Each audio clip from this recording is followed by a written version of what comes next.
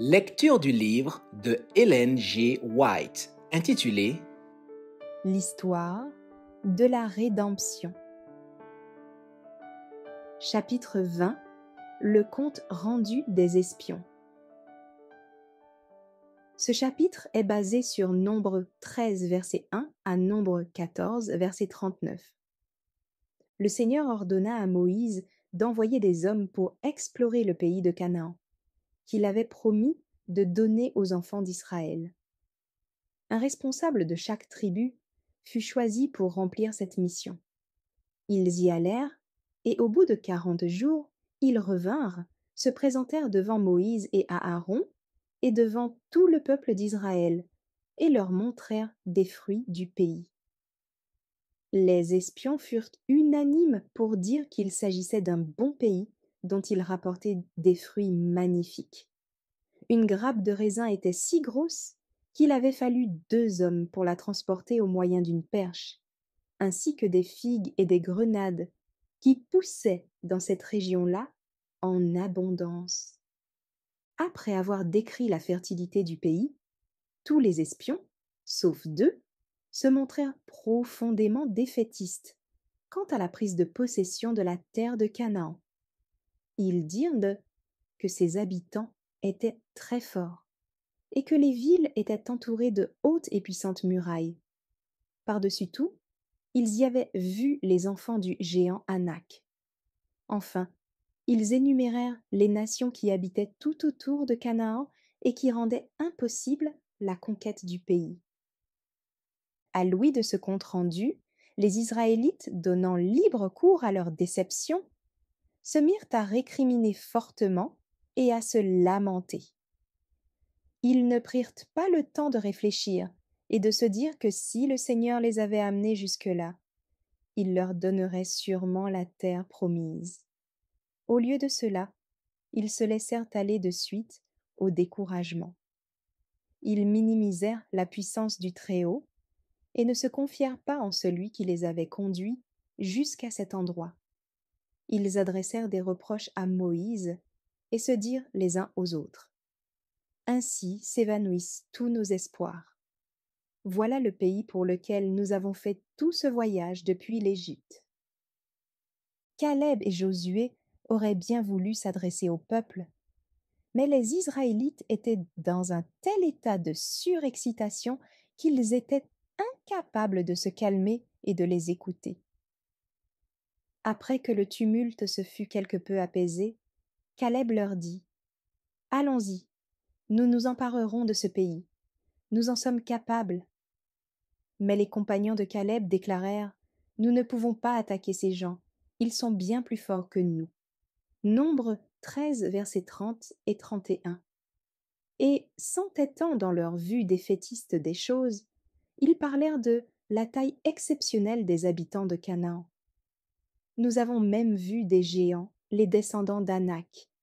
Par rapport à eux, nous nous sentions comme des fourmis. Et c'est bien l'impression qu'ils devaient avoir eux-mêmes de nous. Nombre 13, verset 33. Nouvelle plainte du peuple d'Israël. Toute la nuit, les Israélites crièrent et pleurèrent. Ils critiquaient Moïse et Aaron, et ils leur dirent: Ah, si seulement nous étions morts en Égypte ou dans ce désert! Pourquoi le Seigneur nous conduit-il dans un tel pays? Nous y mourrons dans des combats, nos femmes et nos enfants feront partie du butin des vainqueurs. Ne vaudrait-il pas mieux pour nous retourner en Égypte?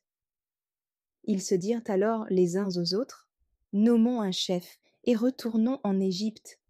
Moïse et Aaron se jetèrent le visage contre terre face à l'ensemble des Israélites. Nombre 14, versets 1 à 5. Les Hébreux ne se contentaient pas de critiquer Moïse. Ils accusaient Dieu lui-même de les avoir trompés, en leur promettant un pays qu'ils ne pouvaient pas conquérir. Leur esprit de rébellion atteignit un point tel que, oubliant que le bras invincible du Tout-Puissant les avait libérés du pays d'Égypte et les avait conduits jusque-là grâce à une succession de miracles, ils décidèrent de se choisir un chef sous la conduite duquel ils seraient retournés en Égypte, où ils avaient été esclaves et supporté tant de souffrances.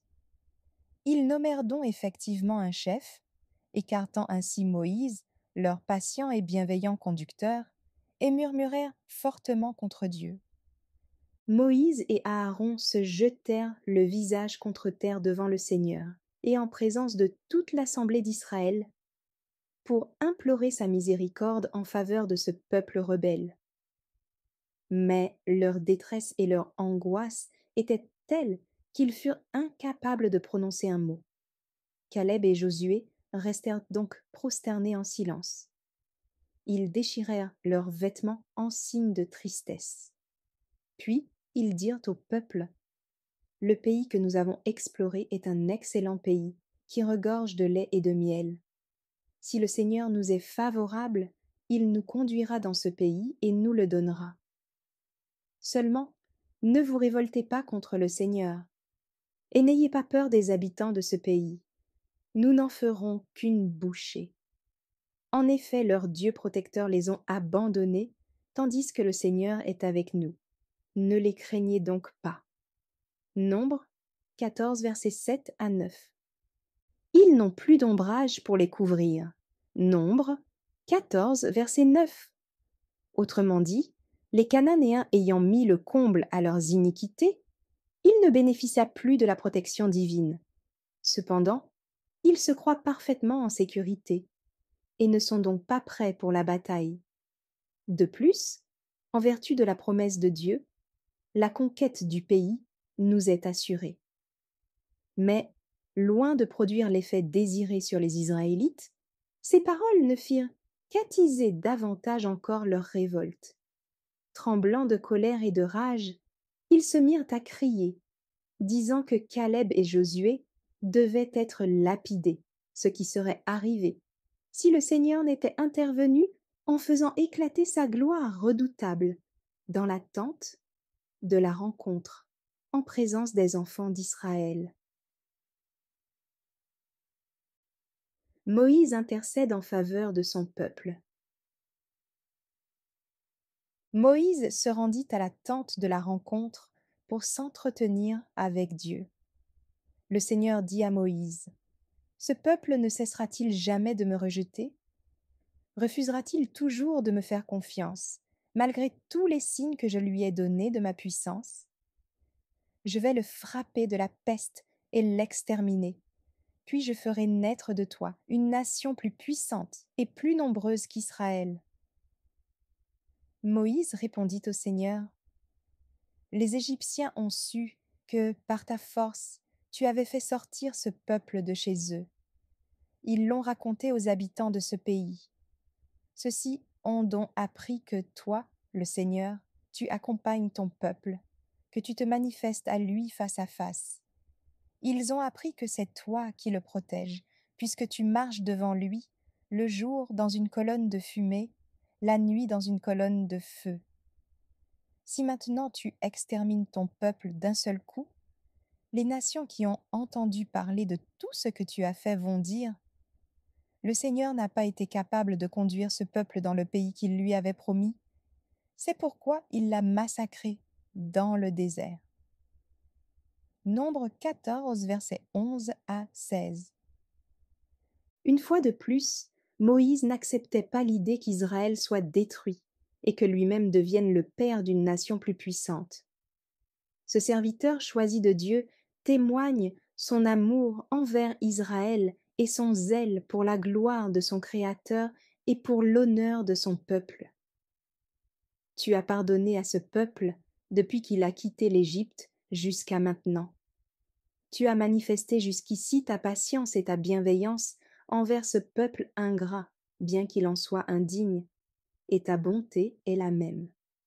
Puis Moïse supplie l'Éternel: Ne veux-tu pas, cette fois encore, les épargner et ajouter cette preuve supplémentaire de ta divine patience à celles nombreuses que lui a déjà données? Je lui pardonne comme tu le demandes, répondit le Seigneur. Cependant, aussi vrai que je suis vivant et que ma gloire remplit toute la terre, Je jure que personne de cette génération n'entrera dans ce pays. Ils ont vu ma gloire et tous les actes puissants que j'ai accomplis en Égypte et dans le désert. Malgré cela, ils n'ont pas cessé de me mettre à l'épreuve en me désobéissant. C'est pourquoi aucun d'eux ne verra le pays que j'ai promis à leurs ancêtres, puisqu'ils m'ont tous rejeté. Mais mon serviteur Caleb a été animé d'un autre esprit et m'est resté fidèle. Je le ferai entrer dans le pays qu'il a exploré, et je donnerai cette région à ses descendants.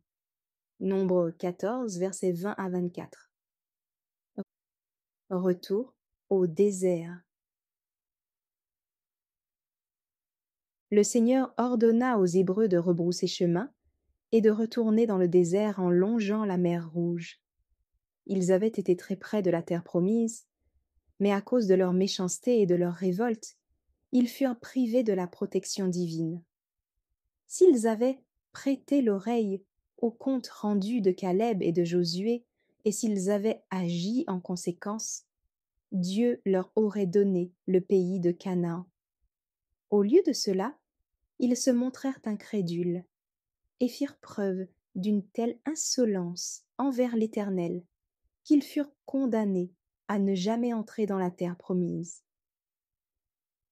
C'est dans sa bonté envers son peuple que le Seigneur le fit retourner vers la mer Rouge. En effet, tandis que les Hébreux temporisaient et murmuraient de leur côté, les Amalécites et les Cananéens, qui avaient été informés de la visite des espions, se préparaient à faire la guerre aux enfants d'Israël. Le Seigneur dit encore à Moïse et à Aaron: « J'ai entendu les Israélites se plaindre de moi. Ce peuple insupportable ne cessera-t-il jamais de le faire ?» Nombre 14, verset 27. Le Seigneur dit alors à Moïse et à Aaron de faire savoir au peuple qu'il lui serait fait selon ce qu'il avait lui-même souhaité. Avait dit les Israélites: « Si seulement nous étions morts en Égypte ou dans ce désert. » Ainsi, Dieu les prenait au mot. Il chargea donc ses deux serviteurs de leur dire qu'ils mourraient dans le désert, ceux du moins qui avaient plus de 20 ans, parce qu'ils s'étaient révoltés et avaient murmuré contre lui. Seuls Caleb et Josué entreraient dans le pays de Canaan. Quant à vos jeunes enfants, dont vous disiez qu'ils deviendraient le butin des vainqueurs, je les ferai entrer dans le pays que vous avez méprisé, et ils le connaîtront. Nombre 14, verset 31. À cause de la rébellion du peuple d'Israël, l'Éternel déclara que les enfants des Hébreux devraient errer dans le désert pendant 40 ans, en comptant depuis le jour où ils avaient quitté l'Égypte, et jusqu'à ce que leurs parents soient tous morts. Les Israélites devraient donc subir les conséquences de leur iniquité durant 40 années, d'après le nombre de jours que les espions avaient mis pour explorer la terre promise, à raison d'une année pour un jour. Ainsi, vous saurez ce qu'il en coûte de s'opposer à moi. Nombre 14, verset 34. Ils devaient bien comprendre que c'était pour sanctionner leur idolâtrie et leur esprit de révolte que le Seigneur avait été amené à changer son plan à leur égard. La promesse d'une récompense fut accordée à Caleb et à Josué, contrairement à la multitude d'Israël, parce que celle-ci avait perdu tous les droits qui lui permettaient d'obtenir la faveur et la protection divine. Merci d'avoir écouté cette lecture. Si vous avez des questions ou des remarques sur le thème abordé, n'hésitez pas à les partager dans les commentaires et notre équipe ne manquera pas de les considérer. À bientôt sur lereste.org.